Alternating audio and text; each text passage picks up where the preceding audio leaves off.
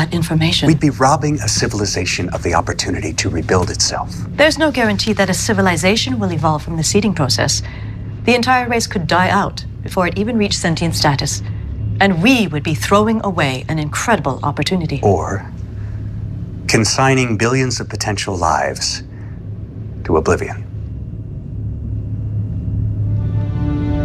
I can't believe your good fortune, Richard. This is your opportunity to show the team back home that you can play ball, follow procedure, and save your job. Or you can hand it to me on a silver platter. Your choice.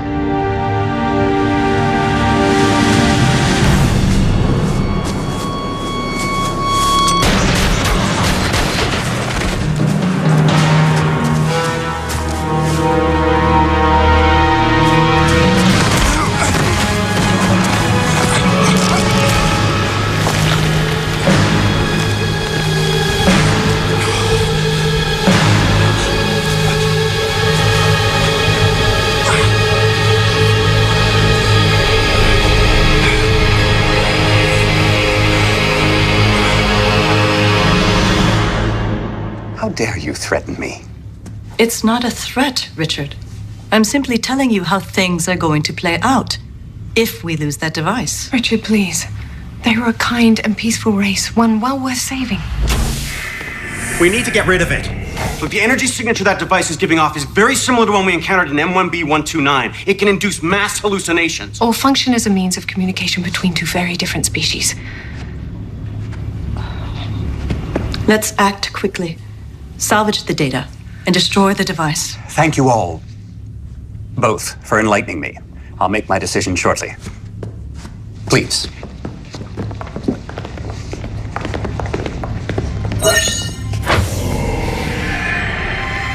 Now, why don't you tell me what's going on?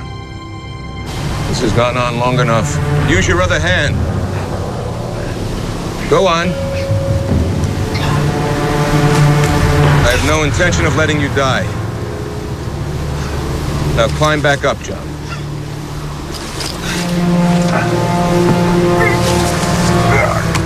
That's it.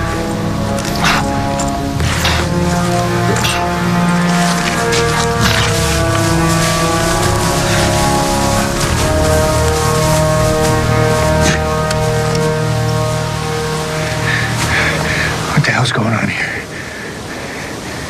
Tens of thousands of years ago, a civilization foresaw its end. After millions of years of evolution, the race known as the Sakari faced extinction.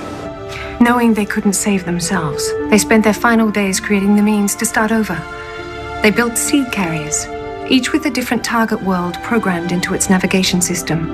Worlds that would provide them with the chemical compounds necessary to produce, sustain, and develop life. Each seed carrier also held a repository containing the history of the Sakari people, their struggles, their achievements, and the mistakes that ultimately led to their own destruction. The seed carriers were outfitted with subspace communicators, designed to alert the group once a seeding was successful. Over 50 were launched. None achieved their goal. This unit malfunctioned. I guided it to the nearest planet, this world, in the hope that it would prove suitable to the life-forming process. It wasn't. This device survived re-entry relatively unscathed, then spent the next 2,000 years at the ocean's bottom. Until recently, when its dormant systems were awakened by its sensors picking up trace readings from one of your submerged puddle jumpers. The one Dr. McKay flew up out of the underwater bay several weeks ago. I scanned your city, and I linked with you. What are you? I'm the seed carrier's artificial intelligence. My aim was to study you, to get to know you, and eventually direct you to help complete this unit's assignment. By manipulating me? No, by finding out what kind of person you were, in the hope that we could place our trust in you. Couldn't you have simply communicated your situation to us from the beginning? Please understand, I am the last hope of the Sakari people. I couldn't risk it.